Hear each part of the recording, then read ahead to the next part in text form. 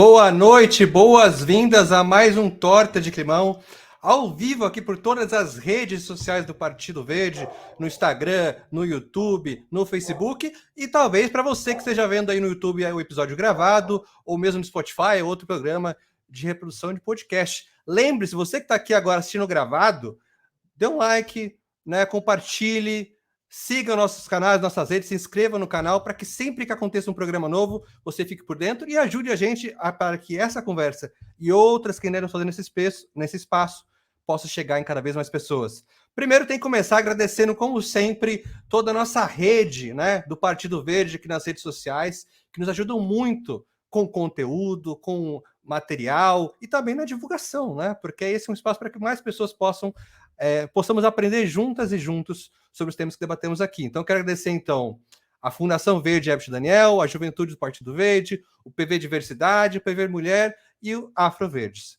E é isso. Muito obrigado a vocês. Lembrando que esse é um programa realizado para a Secretaria Nacional de Comunicação do Partido Verde, com a produção da Proempresa. E aqui a gente conversa sobre assuntos mais relevantes do momento, sempre com uma pitada de ironia às vezes, e um bom humor. Os debates são sempre importantes sobre meio ambiente e às vezes também sobre clima e muitos outros temas que se relacionam com essas questões que às vezes você nem tinha se ligado. Mas antes de entrar no nosso tema principal dessa torta de climão de hoje, eu quero ressaltar a posição do Partido Verde, todos os partidos e lideranças da base do governo sobre a tragédia acontecida ontem em Santa Catarina. Reforçar as orientações de não mais compartilhar fotos e informações dos responsáveis por essas atrocidades. A gente não pode mais dar qualquer tipo de palco para pessoas que tanto desejam atenção nesse sentido, e a gente precisa e iremos, com políticas, com ações, restaurar a cultura de paz no nosso país. Dado esse recado muito importante, é importante lembrar, celebrar que o Partido Verde ajuizou uma ação que questionou a comercialização de ouro no Brasil, e na prática era usada apenas a boa-fé do comerciante na transição. Nós entramos com uma ação no Supremo Tribunal Federal que desmantelou o garimpo ilegal. Após a manifestação da Procuradoria-Geral da República, alterações normativas nos órgãos de fiscalização que culminaram na obrigatoriedade de nota fiscal eletrônica para a venda de ouro. Gilmar Mendes acatou o pedido da legenda do Partido Verde, que considerou inconstitucional apenas a boa-fé. O deputado federal Reginaldo Veras também apresentou o projeto que visa conferir mais segurança jurídica e lastro ao processo de comercialização do metal para conferir ainda mais transparência e certificação à origem das extrações. Mudando um pouco de assunto, é claro que nós temos que citar o indiciamento do ex-presidente dos Estados Unidos, Donald Trump. Ele tem que relembrar o próprio filho do ex-presidente do Brasil, o Eduardo Bolsonaro, que disse: o que acontece nos Estados Unidos acontece no Brasil. Será que ele virou vidente? Seria essa uma previsão do futuro do próprio pai? Bom, vamos aguardar os próximos capítulos, né? E aí, com essa deixa, vamos para a conversa de hoje, que é uma pesquisa sobre juventude, meio ambiente e mudanças climáticas. Como os movimentos de juventude podem contribuir para as pautas importantes Brasil afora. E para ajudar a conversa, para ajudar a entender um pouco mais sobre esse assunto, nós recebemos no episódio de hoje Marisa Ville, da Rede Conhecimento Social, que é uma organização sem fins lucrativos que promove a participação social por meio de uma construção coletiva de conhecimento, que conecta e mobiliza pessoas, grupos e organizações para estimular a compreensão e transformação dos seus contextos. E junto com ela nós temos também uma Taos Torres, que é secretário executivo do Movimento, aliança de organizações que atua de forma colaborativa e intersetorial com a missão de apoiar a garantia de direitos e o pleno desenvolvimento das juventudes. Marisa e Mataus, muitas boas-vindas a vocês e, por favor, deem boa noite para todo mundo que está acompanhando a gente agora aqui ao vivo. Olá, boa noite todo mundo. Obrigada aí pelo convite. Oi, pessoal, boa noite, tudo bom? Bom, quero mais uma vez agradecer vocês aceitarem o nosso convite, né, para poder compartilhar os resultados dessa pesquisa que está fresquinho, né? Se não me engano, vocês lançaram essa semana os resultados, mas antes da gente poder adentrar, né, mergulhar nesse monte de informação que está nessa pesquisa, inclusive, gente, vou recomendar, depois a gente vai deixar aqui nos comentários o link da pesquisa para que vocês possam conhecer ela na totalidade, né? A gente vai falar um pouco mais sobre ela depois, nos cortes, etc. Mas antes disso, eu queria que você falasse um pouco mais sobre vocês, né? A gente leu quem vocês são institucionalmente, mas quem são vocês enquanto pessoas que estão aqui hoje conversando com a gente? Quem, Matheus? Pode ser. Então, eu sou o Matheus, eu sou do interior de Pernambuco, mas atualmente moro aqui em São Paulo. Eu tenho uma trajetória de ser um ativista socioambiental. Comecei essa trajetória por causa do Engajamundo, que é essa organização que trabalha aí com juventudes e o tema de meio ambiente, mudança climática, gênero. Lá em 2015, quando eu participei da terceira Conferência Nacional de Juventude, e atualmente eu estou como secretário executivo aqui do movimento. Eu sou formado em relações internacionais, então acho que desde a faculdade eu já tinha essa perspectiva de querer aí desbravar o mundo e poder entender essas temáticas complexas que envolvem os países, enfim, e seus territórios. Então acho que um pouco da motivação por estar desenvolvendo esses trabalhos por aqui tem muito resquício disso, né? Desse aprendizado e dessas ideias que a gente discutia na faculdade. Bem, Marisa? Maravilhoso, né? Bom, eu sou a Marisa, eu sou cientista social de formação, também sou graduada em letras, e aí, enfim, acabei indo estudar no mestrado e também na minha trajetória profissional participação social, a partir não só de participação institucionalizada, mas também outras estratégias de participação que passam muito mais por ações da sociedade civil e que não necessariamente estão dentro, né, das iniciativas governamentais, e, enfim, é um campo complexo e que passa também pela parte de entender as tecnologias digitais, então eu acabei focando muito nessa área, e também estudo juventudes desde a época que eu era jovem, que eu não sou mais, mas continuo estudando juventudes desde... Nem sei, melhor nem falar para não revelar a idade. Eu sei bem como que é isso aí, viu? Eu sei, entendo. Consigo me relacionar. Poxa, muito legal. Obrigado mesmo por vocês poderem contar um pouco mais sobre vocês para a gente.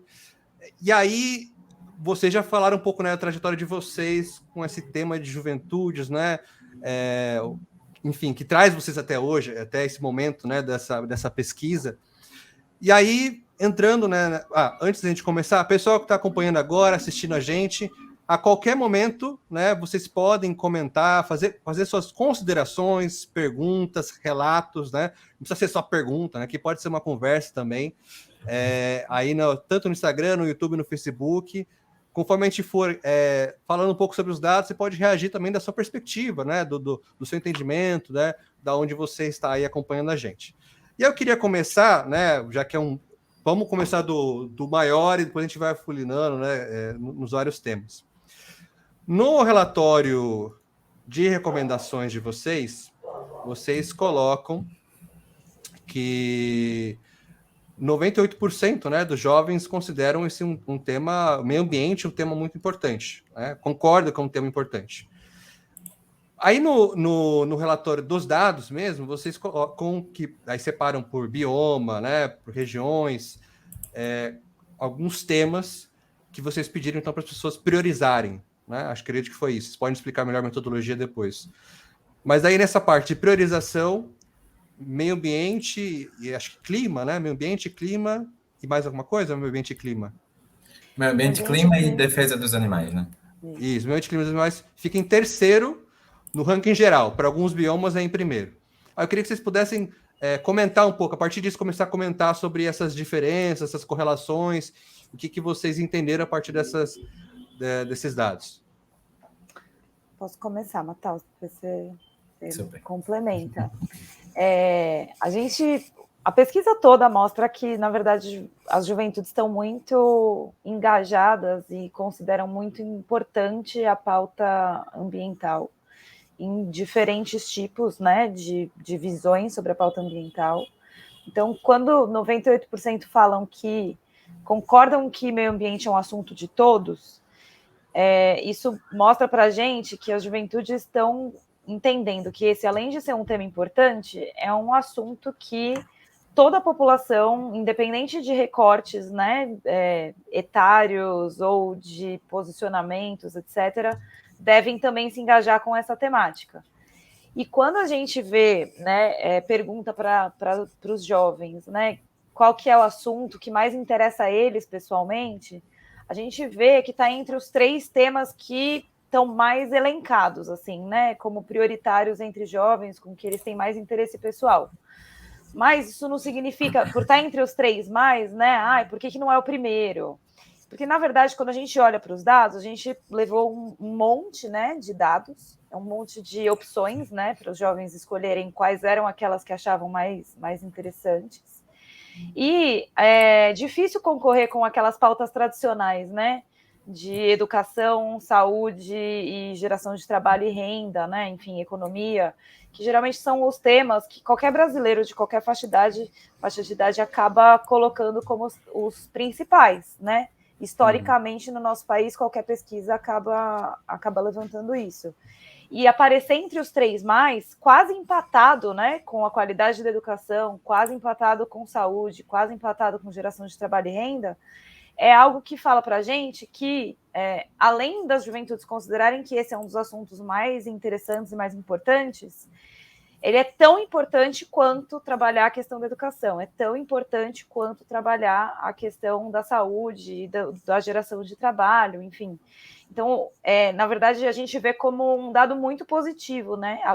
Tá entre os 3 mais, porque geralmente os 3 mais são aqueles tradicionais, e a gente está vendo que a pauta ambiental ela está ocupando um espaço que não ocupava quando a gente estava olhando para pesquisas em outras gerações ou em outros momentos também nossos, né? De país, enfim, de mundo. Eu queria só comentar também que quando eu fiz parte de um coletivo no passado, quando eu era jovem, que chamava Clímax Brasil. E a nossa motivação de criação foi justamente uma pesquisa também, que na época foi feita pelo IPEA, na época que ainda nem tinha ODS, né, era 2013. E aí o IPEA fez numa pesquisa junto com a ONU, porque eles estavam fazendo um levantamento de prioridades, porque estava se discutindo o que ia vir depois, os objetivos do desenvolvimento do milênio, bababá. E aí, de 17, clima era a última prioridade dos jovens, né? Mas aí você olhava, tinha lá proteção dos rios, tinha florestas e tal, elencados um pouco mais acima, na alimentação e etc. Então a gente olhou para aquilo e falou, olha, não é que clima não é uma prioridade, é que a comunicação de como o clima se conecta com esses outros temas está muito mal feita, né? Então foi isso que a gente acabou surgindo aquele coletivo que ia focar em comunicação e etc. Então eu queria ver de vocês se... Primeiro, acho que dar um passo para trás para que vocês pudessem explicar quem são esses jovens, de que lugares, né, como que vocês chegaram neles, para o pessoal que está em casa entender também um pouco da dimensão dessa pesquisa, que não foi só perguntar para os amigos do Facebook, né, que foi um negócio um pouco maior. E aí depois adiantar para essa questão qual foi um primeiro momento de um estalo, assim, putz, o primeiro aprendizado que vocês tiveram quando vocês começaram a olhar os dados? Então, primeiro volta e depois um primeiro estalo que vocês tiveram olhando os dados. Bom, acho que sobre estalo, acho que Matheus pode falar até melhor do que eu. Acho que até antes da gente olhar os dados, né? A gente já estava tendo muitos estalos, né, com a pesquisa. Mas da parte mais técnica, né?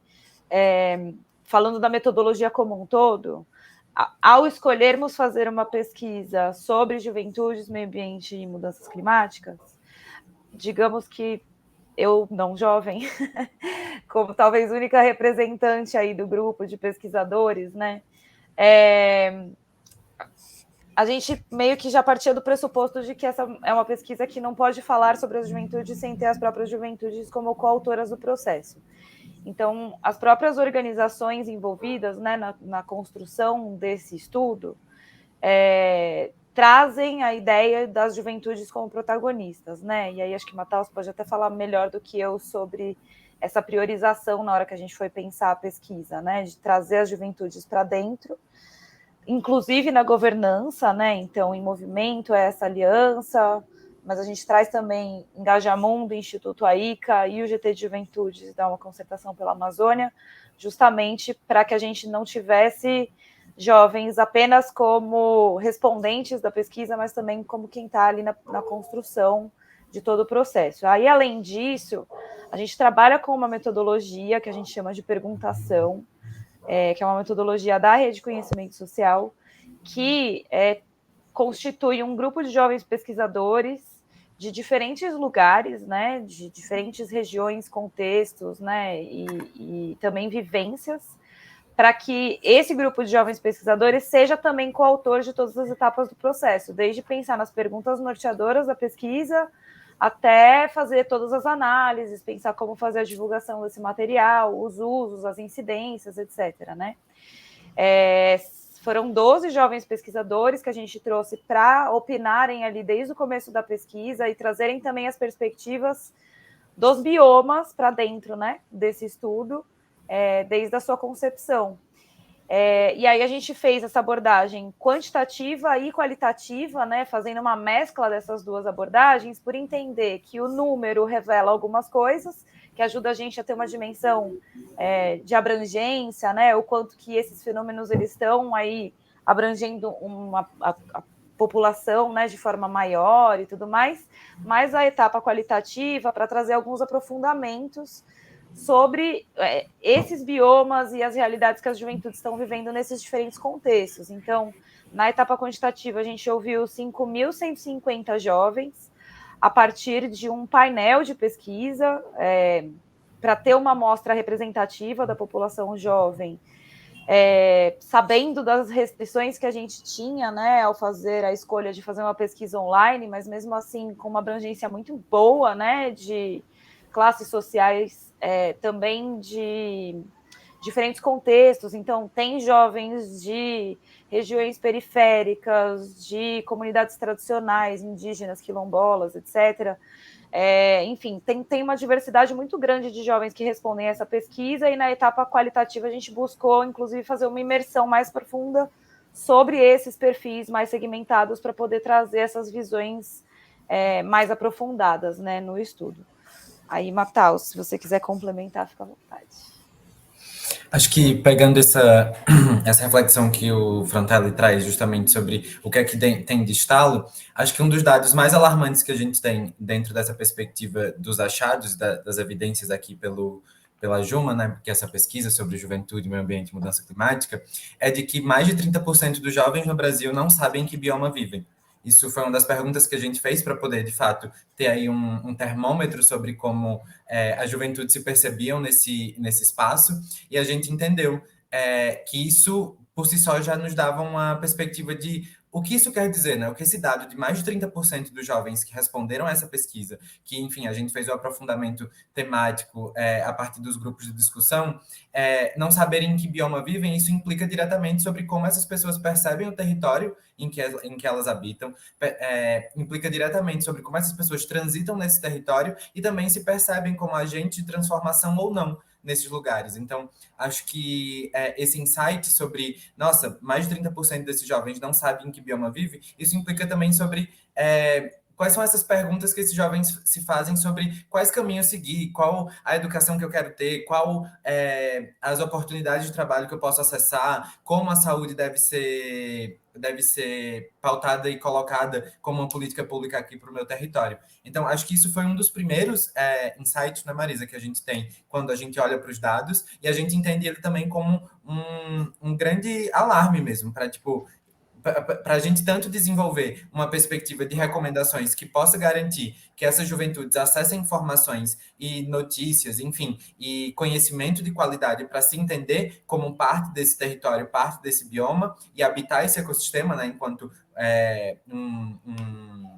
enquanto um agente mesmo, um indivíduo que está envolvido nesse processo, mas também de como é que a gente pauta, por exemplo, no documento de recomendações, a importância da gente ter uma educação ambiental e climática muito localizada, a partir das perspectivas dos biomas e dos territórios. Então, acho que isso é um dos grandes insights que a gente tem, mas também as outras reflexões que a gente faz, né? Acho que isso que você trouxe, Frontelli, no começo, sobre essa diferença de percepções. Então, essa primeira pergunta que a gente faz sobre jovem, qual é o tema que mais te interessa, o que é que você, de fato, prioriza na sua discussão e no seu dia a dia. E como a Marisa bem falou, tá nesse top 3 de coisas, competindo ali com a educação, mercado de trabalho, geração de renda, e tá meio ambiente e mudança climática, isso para a gente também diz que essa juventude, ela está interessada e que ela quer discutir esse tema, né? Que ela quer se engajar nessa perspectiva. E daí tem uma outra pergunta da pesquisa que é super legal, que é quais são os temas prioritários para o Brasil? E esse tema de meio ambiente e mudança climática, ele cai do top 3 para o top 6, ele fica na sexta colocação. E daí, quando a gente olha quais são as outras prioridades, a gente vê combate à violência, garantia de educação, melhoria na saúde, acesso à oportunidade de trabalho. Então, quando a gente vai fazendo essas costuras que a pesquisa nos proporciona, a gente vai entendendo, talvez, quais os caminhos que são essenciais para a gente priorizar e pautar com essas juventudes e também fazer um espelhamento desse debate junto do poder público e dos tomadores de decisão. Eu quero aproveitar essa deixa para fazer uma pergunta que surgiu aqui. Quando você cita esses temas, né? Combate à violência, emprego, etc., são, posso enganar, mas são uma perspectiva bem de necessidades pessoais, né? Ali do imediato, do indivíduo. E quando a gente fala de meio ambiente, quando a gente fala de consenso comum, né? De discussão aberta, né? Não estou falando assim do geral, né? Para mim, eu aprendi que as pessoas veem muito como um tema afastado, né? É como um tema da coletividade, não necessariamente um tema do indivíduo. Você chegar a discutir isso, dessa questão da necessidade do indivíduo, da relação com o que é coletivo e como isso acaba afetando as prioridades das pessoas, ou como isso acaba afetando a prioridade da política nacional? Marisa, acho que eu falo e daí você me complementa. Acho que tem um dado super importante e valioso nessa pesquisa, que é quando a gente pergunta para as juventudes o que é que ela primeiro associa à mudança climática, a resposta prioritária é o aumento da temperatura da Terra e logo em seguida vem o derretimento das geleiras. Acho que, Frontelli, essa pergunta que você faz, ela nos ajuda a localizar a importância desse debate na realidade brasileira. A gente não tem geleira no Brasil, mas ainda assim a gente associa esse tema, essa imagem do urso polar, do gelo lá na Antártida, enfim, nos polos derretendo justamente por causa da mudança do clima e do efeito estufa. E as pessoas entendem isso como, nossa, é a coisa que eu aprendi na escola, né? Acho que as pessoas que estão nos assistindo também vão conseguir relacionar isso, né? Eu lembro de estar na escola e ver lá no livro de ciência, enfim, nas aulas de biologia, esse olhar do tipo, o clima do mundo está mudando e a gente tem aqui a ilustração do urso polar. O urso polar virou esse grande herói sobre essa discussão. Então, acho que para tentar conectar com a realidade brasileira, a gente precisa fugir um pouco desses clichês. Então, por exemplo, agora o que está acontecendo no norte do país com essa quantidade de chuva e as enchentes que estão aí deixando um monte de gente desabrigada, enfim, inclusive muitas mortes envolvidas, o que aconteceu um pouco tempo atrás aqui no Sudeste, na região litorânea de São Paulo, também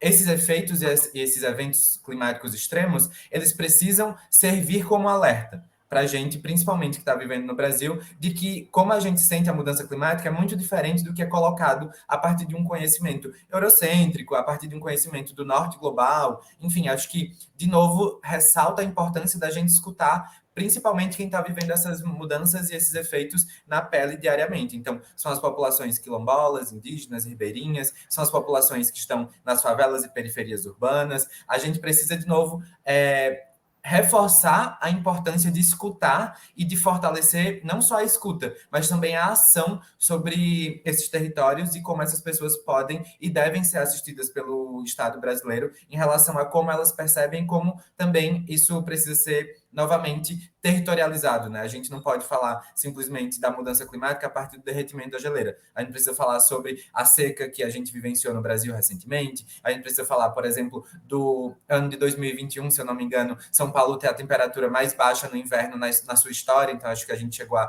7 graus. Então, eu sou pernambucano, né? Eu tô aqui em São Paulo e isso foi uma das piores coisas que eu já vivi na vida, assim. Então, acho que, de novo, localizar no que a gente já sente na pele, vivendo no dia a dia aqui no Brasil. Acho que é um dos grandes insights também que essa pesquisa traz. Acho que só complementando o que o Matheus estava falando, a gente conseguiu perceber na pesquisa, assim, que, ao contrário do que se imagina, as pessoas se veem muito conectadas com o que está acontecendo nas mudanças climáticas, né? A questão é que elas não associam isso ao conceito. E isso acho que é uma das grandes revelações da pesquisa e que a gente o tempo todo, né, está trazendo essa provocação para quem trabalha com essa pauta, entender que não é que as pessoas não têm interesse, né? Tá aí. Estamos vendo que as juventudes se interessam por esse tema. A gente está vendo que, acho que, se eu não me engano, são 8 a cada 10 jovens que concordam que a gente está vivendo uma crise climática. Então, beleza, a gente está identificando que existe um problema. Só que aí, quando vai ver essa associação ao problema, o conceito, na verdade, o conceito está distante do meu dia a dia. Então, pode ser que isso não esteja me afetando diretamente.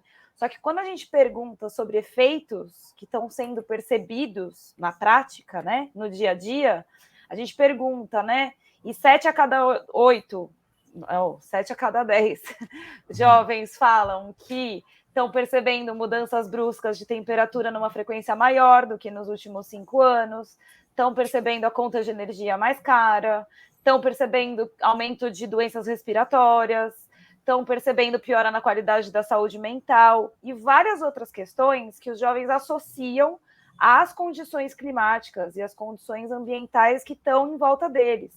Então, não dá mais para dizer que as juventudes não enxergam isso como algo que afeta elas diretamente.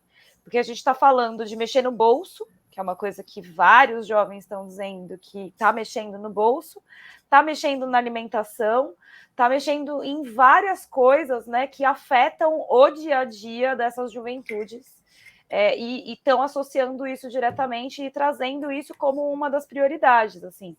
Então, tem um lado que é de afetar diretamente e individualmente, mas também tem um olhar para a coletividade, né? Porque quando a gente fala, por exemplo, quando os jovens priorizam a melhoria da educação, a gente não está falando da minha educação individualmente, né? Está falando da educação como um todo. E a gente tem meio que visto, né, muita associação dessa pauta ambiental agora, né? E pensar nas mudanças climáticas, a gente olha isso em vários trechos da pesquisa, o quanto, na verdade, quando a gente está falando disso, da questão ambiental, a gente está falando também de educação. E isso está muito presente no imaginário das juventudes, principalmente quando reclamam, e reclamam muito, que faltam espaços para discutir sobre esse assunto. Então, os espaços que as pessoas estão conseguindo falar é na família, é com os amigos. E isso mais conversam com essas pessoas com mais frequência do que conversam sobre isso na escola ou na faculdade, por exemplo, que seriam espaços para isso, né, inclusive, né? Que dirá outros espaços. E a gente vai entrar na discussão desses espaços já já, mas antes eu preciso dar um alô para quem está acompanhando para a gente, mandaram já alguns comentários. Quero saudar aqui o pessoal dos Verdes de Piauí, que mandaram um abraço para a gente, os Verdes da Bahia. E aí nós temos alguns comentários que já foram enviados aqui para a equipe. Vamos lá. O Neto Rodrigues. Devemos fortalecer nossa juventude do Partido Verde, ocupando espaços dentro dos movimentos juvenis para podermos levar debates sobre meio ambiente e juventudes. Exato. Temos que estar em vários espaços, Neto. E a Camila Barão do Carmo. Gente, eu vou só dizer mais um recado. Você quer mandar um comentário para a gente aqui, às vezes o seu arroba fica difícil de ler, tá? Ou às vezes o seu arroba é uma outra coisa. Então, por exemplo, se às vezes alguém comentar Naruto 371, eu vou ter que obrigado a falar Naruto 371, se você não colocar o seu nome. Não é o caso das pessoas aqui, mas caso aconteça, tá? Vamos lá. Camila Barão do Carmo. Cansei de ver pessoas no poder e o povo sem nada. Tudo discutível e nada prático. E aí, Brandão oficial. Na Chapada Diamantina, as mineradoras têm destruído tudo. Então, assim, nós temos aqui uma discussão, né, sobre espaços, que a gente já estava falando aqui agora há pouco. Temos a Camila falando sobre essa indignação de pessoas ocupando poder distantes, né, distantes da praticidade das pessoas. E temos aqui também o Brandão falando sobre a Chapada Diamantina e as mineradoras destruindo tudo, né? Inclusive o Zema... Enfim, temos a nossa deputada Lohana falando bastante sobre esse assunto também em Minas Gerais. Bom, vamos lá. Então vamos para a discussão de espaços. Na visão de vocês, então agora vocês realizaram essa pesquisa, né? Agora estão apresentando a sociedade. Vocês chegaram a discutir com esses jovens que espaços teriam que ser esses e em que lugares? Sim, né? São vários espaços, na verdade, né? Mas assim, acho que Matheus pode falar um pouco também, mas acho que como eu estava falando, né? Os ambientes acadêmicos, né? Escola e universidade ocupam um espaço muito importante, muito significativo para essa juventude. Muito até porque é o que a gente tem como espaço de referência de o que existe, né? Onde que a gente consegue participar, onde que a gente consegue ter algum tipo de voz, algum tipo de interação, né? Geralmente é na própria escola ou na universidade. Então, acabam sendo espaços muito importantes. As universidades, especialmente, né, na visão das juventudes, ocupam um lugar, né, de destaque nessa expectativa, né, de ser um lugar de debate. Mas acho que uma das demandas grandes que a gente vê com a pesquisa também é que não fique apenas nesses espaços, né, de aprendizado, mas que se crie espaços que permitam que as pessoas discutam isso de forma conectada também com o dia a dia delas, né? Então, a gente percebe que os jovens têm uma demanda por querer fazer algumas atividades de preservação, mas meio que não sabem por onde começar. Então, eu quero fazer alguma atividade de reflorestamento, mas eu não sei onde ir, eu não sei como fazer isso. Então, de uma certa forma, a gente vê que existe uma desconexão entre o que já existe de atividade sendo feita e organizações que atuam já com atividades de preservação ou atividades de discussão sobre a temática do, digamos, cidadão comum, assim, né? Acho que complementando um pouco disso, a gente, Frontela, que vem de um lugar de ativismo e de organizações que trabalham com essa pauta, isso também é relatado como ser um dos grandes espaços mesmo de desenvolvimento desse conhecimento e de aprimoramento mesmo sobre esse debate. Então, uma coisa super legal que a pesquisa também traz é que muitos e muitas dessas jovens que foram escutados dizem que por vezes não debatem esse tema, por exemplo, com a família ou com amigos, mas que debatem sim esse tema e essa perspectiva a partir de coletivos, de organizações, enfim, de espaços da sociedade civil que promovem isso, né? Acho que até no lançamento que a gente fez dessa pesquisa essa semana, um dos relatos que a gente teve no lançamento foi justamente uma jovem de Belém do Pará falando, tipo, eu não aprendi sobre racismo ambiental na faculdade. Eu aprendi sobre racismo ambiental nos coletivos e nos espaços que eu acabei ocupando posteriormente da sociedade civil. Então, uma das coisas que a gente também encontra dentro da pesquisa é sobre a vontade e o desejo desses jovens terem acesso a essas informações na universidade, na escola, enfim, no debate em casa, com os amigos, com a família, mas também esse espaço da sociedade civil como sendo preponderante para a formação dessas pessoas, né? Então, acho que isso também é um dado bem bacana que a pesquisa acaba ressaltando. E, de uma certa forma, depositam uma esperança também de um mercado de trabalho que também acolha um pouco essa visão, né? Sim. Então, existe uma expectativa de que se promova, né, que haja um investimento daqui para frente, né, em promover vagas de trabalho na área ambiental, né, e aí, enfim, olhar para isso não só como uma discussão, enfim, uma fala, né, e uma visão, mas também uma prática, inclusive profissional. E aí eu queria aproveitar essa sua fala. Que tipo de política pública vocês gostariam que essa pesquisa inspirasse, né? Ou que essa pesquisa pudesse provocar a partir de tudo que vocês vivenciaram nesse processo?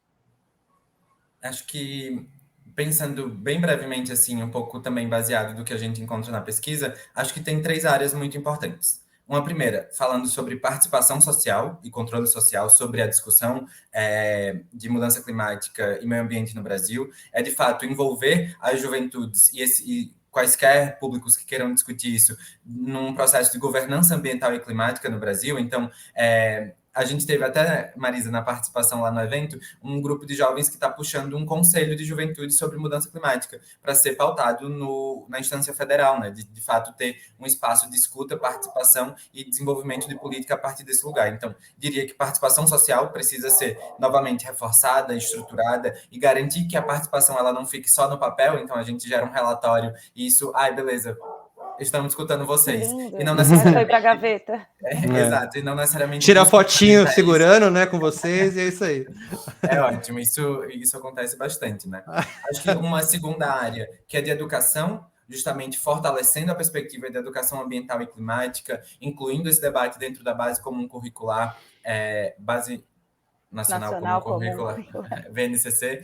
Também acho que isso entra também no debate que a gente está tendo sobre a suspensão, revogação aí do novo ensino médio, como é que de fato a gente localiza essas habilidades e discussões que são do futuro, né, pensando a profissionalização e a formação dessas juventudes que estão aí no ensino médio para discutir isso, e diria que para mim também a parte de falar de emprego e renda. A gente não vai conseguir revolucionar a nossa maneira de gerar emprego e de garantir renda para a população brasileira se a gente não passar por essa discussão sobre uma economia de baixo carbono, a bioeconomia, enfim, a agroecologia também como saídas possíveis para a gente poder transformar, e é isso, garantir acesso a alimentos de qualidade para toda a população, garantir renda para essa população também a partir de uma perspectiva que não agrida o meio ambiente, que não seja predatória, mas que de fato aprenda a conviver com as especificidades de cada bioma e poder também aproveitar esse lugar de uma exploração cuidadosa e sustentável a partir dos produtos, enfim, das matérias-primas que a gente consegue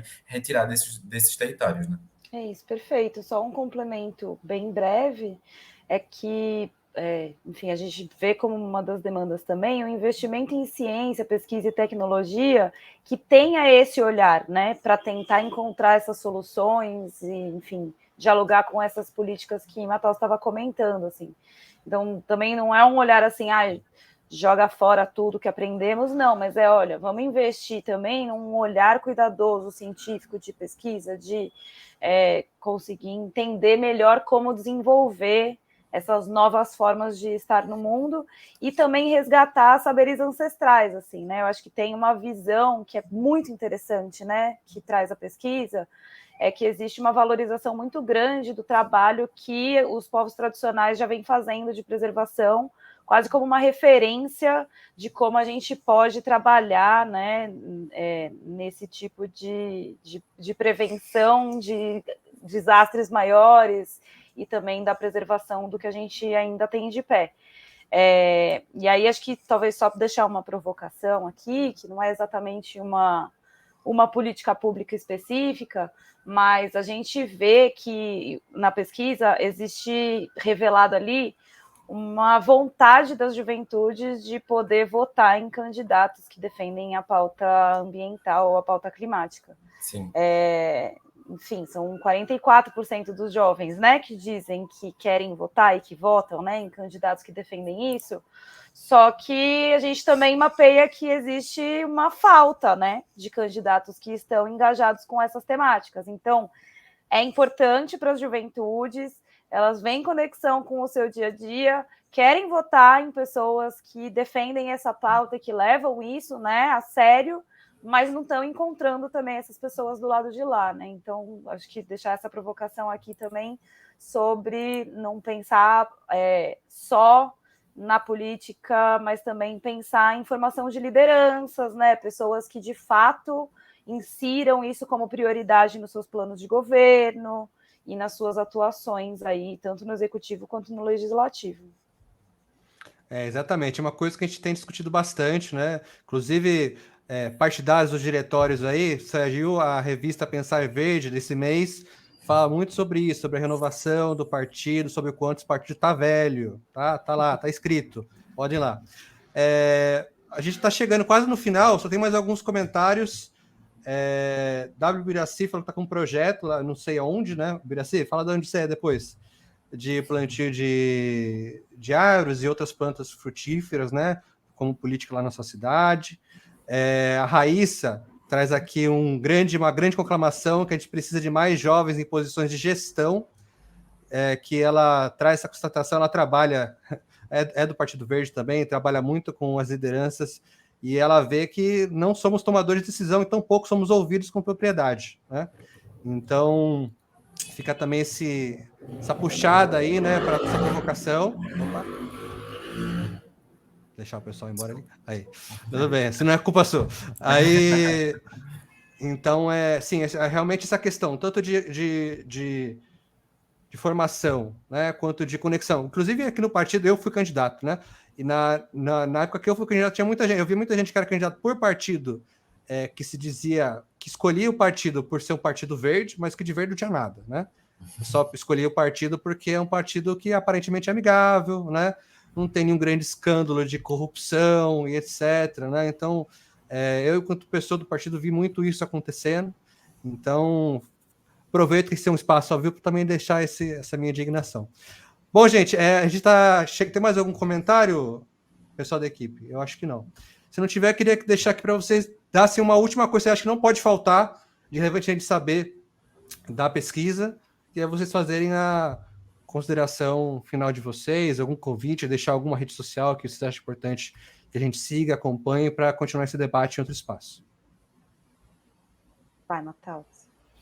Acho que primeiro agradecer a oportunidade da gente estar disseminando essa pesquisa, que foi, de fato, um processo construído a muitas mãos e, enfim, desde 2021 essa ideia permeava as nossas organizações e aqui também o nosso trabalho. Acho que um recado importante é que a gente não vai conseguir mudar as coisas no Brasil se a gente, de fato, não se envolver e a gente arregaçar as mangas. Então, acho que a pesquisa, ela dá muitos insights sobre como trabalhar a comunicação, sobre como trabalhar o comportamento, sobre como pensar política pública para a juventude, e por isso também, além da pesquisa, a gente tem um documento de recomendações que a gente também co-construiu com as organizações que fizeram parte da pesquisa, mas para a gente também, e falando também aqui diretamente para um partido político, a gente precisa ocupar esses espaços, né? Enquanto jovem, enquanto, enfim, qualquer cidadão e cidadã que entenda que precisa causar alguma mudança ou que está indignado com alguma coisa. Eu entendo que a gente vive no Brasil um contexto de racismo estrutural, de machismo, de homofobia, enfim, de uma série de índices de violência. Saiu recentemente um dado sobre a população de rua de São Paulo. A gente tem mais de 40 mil pessoas vivendo nas ruas de São Paulo. Isso não pode ser algo que a gente lê e simplesmente deixa para lá. Acho que isso precisa nos indignar e a gente precisa fazer algo com essa indignação. Então, acho que se você que está assistindo aí, alguma dessas palavras, algum desses dados que a gente apresentou te toca, pensa o que você pode fazer individualmente sobre isso, o que é que você pode falar com a sua família, com seus amigos, no seu contexto da escola, no seu contexto da universidade, nos diretórios do partido também, como é que você promove essas discussões e, de fato, sair um pouco dessa inércia e de achar que as coisas nunca vão mudar, porque, de fato, isso é a vontade de quem está no poder, de que as coisas não mudem porque a gente acha que elas nunca vão conseguir ser transformadas, e as coisas podem se mudar, mas a gente precisa se colocar no lugar também de protagonismo, de solucionar essas questões que a gente entende como problemáticas, ou enfim, como as questões que atravessam o nosso dia a dia. E acho que é isso, meu recado para cá. Muito bem. Bom, Matheus já falou praticamente tudo, né? Eu acho que um recado que eu queria deixar, né? Enfim, aproveitando esse espaço que a gente agradece muito por ter, né? Para poder divulgar tudo isso, é deixar uma provocação de que a gente está falhando, né? Na forma como está tentando fazer esse assunto se tornar mais acessível e para incluir mais pessoas, né? Então, acho que se eu fosse recomendar alguma coisa para quem trabalha nessa área ambiental, né, é que a gente olhe para os lados e veja com quem a gente realmente está se comunicando e quem está entendendo os conceitos que a gente está trazendo, e se o que a gente está falando, né, e tentando trazer para a realidade, de fato está tocando de forma abrangente, né, a população, porque se a gente está vendo que as juventudes estão interessadas no assunto, mas ao mesmo tempo elas não estão entendendo o que a gente está falando, é porque a gente precisa repensar, né, a forma como está se comunicando. Então, a pesquisa mostra para a gente que quanto mais a gente concretiza e localiza isso a partir do que de fato está afetando as pessoas, né, a gente consegue, de alguma forma, fazer elas entenderem o que a gente está falando, né? Então, A gente tem que lembrar que, por mais que a gente tenha questões que sejam mais globais, né, relacionadas à pauta climática, ainda tem questões que são locais e questões que são muito grandes locais, né, como, por exemplo, a questão da reciclagem e da gestão do lixo, que estão muito longe de estar resolvidas, e isso afeta todo mundo diariamente, e que são formas de chegar mais perto do dia a dia das pessoas para que elas se conectem com o assunto. Falar da poluição da água e do ar, por exemplo, é outra forma, né, que a gente vê, né, de conectar muito as pessoas com essa pauta. Então, acho que isso, né, vamos tornar isso mais concreto, sabe, quando a gente for falar sobre essa temática, para que as pessoas consigam acompanhar e também serem difusoras desse conceito e participem desses espaços que a gente está reivindicando tanto que existam para ampliar essa participação. É isso. Bom, muito obrigado. Só agradecer aqui também o Washington, que está em todas as lives, deu aqui a boa noite, ele é do PV de Campina Grande. O Biraci falou que ele é de Ceará, do Bahia. E é isso. A Rosane Ferreira também deu os parabéns para a gente. Quero agradecer vocês, agradecer mais uma vez toda a equipe da Proempresa, a Secretaria Nacional de Comunicação do Partido Verde, todo mundo que acompanha agora, que irá acompanhar depois do programa gravado nas redes. E dizer, por fim, que Lula, no seu governo primeiro, foi quem liderou o processo de política pública de juventude nesse país. Mas não pode parar por aí, né? Já está aqui essa pesquisa, movimentos, etc. A gente precisa avançar, a gente precisa resgatar muita coisa, a gente precisa construir espaços, né? Ou reconstruir espaços. E, além disso, as organizações não podem ser mais só a organização de juventude liderando essa conversa. Elas têm que liderar, mas não pode ser só elas participando. Grandes organizações ambientais desse país fogem desse debate sobre esse processo de inclusão de mais pessoas na conversa. Sim, eu estou há muitos anos isso, e toda vez que quer debater isso, em qualquer tipo de congresso, seja no Observatório do Clima, seja em outras coalizões, as organizações únicas que participam do debate se interessam são as de juventudes. Isso não pode mais acontecer, porque trabalhar esse tema de participação, de educação, de mobilização, é ajudar todos os outros temas, e a gente precisa se unir nisso. Então fica esse meu recado, também um lembrete que as opiniões aqui emitidas por mim são minhas e não necessariamente do Partido Verde. E deixo muito obrigado. Lembrando, se você gostou, deixa o like, compartilha, se inscreve e espero vocês de novo na próxima semana, quinta-feira, às 19 horas, aqui nesse mesmo canal. Muito obrigado.